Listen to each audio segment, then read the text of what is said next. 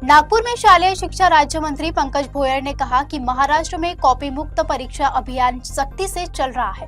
कुछ tuition classes में paper leak की शिकायतों पर कार्रवाई की गई है, जबकि उमरेड मामले की जांच जारी है। साथ ही छात्रों के लिए नासा यात्रा योजना को भी मंजूरी मिली है। महाराष्ट्र शासनाच्या वतीने मागच्या वर्षापासून कॉपी मुक्त अभियान संपूर्ण राज्यामध्ये राबविण्यात येत आहे। अतिशय कडक पद्धतीने सर्व ठिकाणी परीक्षा प्रक्रिया ही अवलंबविल्या जात आहे, परंतु कुठेही छोटीशी जरी घटना झाली तरी त्याचा फार मोठा उहापोह त्या ठिकाणी करण्यात येतो।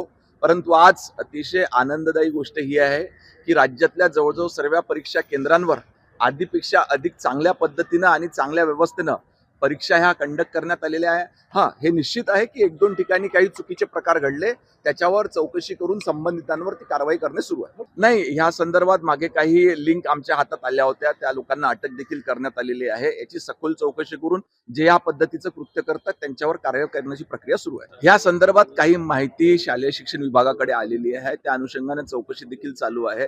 अशा पद्धतीचं काम काही व्यक्तींच्या हाताने होत असेल तर त्यांच्यावर कारवाई करण्यात। अँटी नार्कोटिक्सच्या कारवाया संपूर्ण राज्यभर अतिशय मोठ्या वेगाने त्या ठिकाणी चालू आहेत। याचाच एक भाग म्हणून वेगवेगळ्या ठिकाणी ज्या कार्यवाही करण्यात येते त्या अनुषंगाने अमरावतीमध्ये देखील ती घटना समोर आलेली आहे। त्या संबंधितांवर कारवाई करणं सुरू आहे। मी राज्याचे मुख्यमंत्री सन्माननीय देवेंद्र फडणवीस साहेबांचा खरोखर आभार व्यक्त करेल की त्यांच्या समोर आम्ही जी योजना त्या ठिकाणी मांडली होती, ज्या योजनेच्या माध्यमातून जिल्हा स्तराचे विद्यार्थी इस्रोला आणि राज्य स्तराचे विद्यार्थी हे नासा अमेरिका ह्या विज्ञान संस्थेला भेट देण्याची उपक्रम त्या ठिकाणी मांडला होता। त्यांनी तो अर्थसंकल्पीय बजेटमध्ये मांडला आणि मंजूर देखील केला। याच्याकरिता फार मोठा फायदा येणाऱ्या काळामध्ये आपल्या बालवैज्ञानिकांना त्या ठिकाणी होणार आहे। स्वर्गीय भाऊसाहेब पंजाबराव देशमुख यांनी फार मोठं कार्य शिक्षण क्षेत्रामध्ये विशेषतः विदर्भाच्या भागात शिवाजी शिक्षण संस्थेच्या माध्यमातून केलेलं होतं।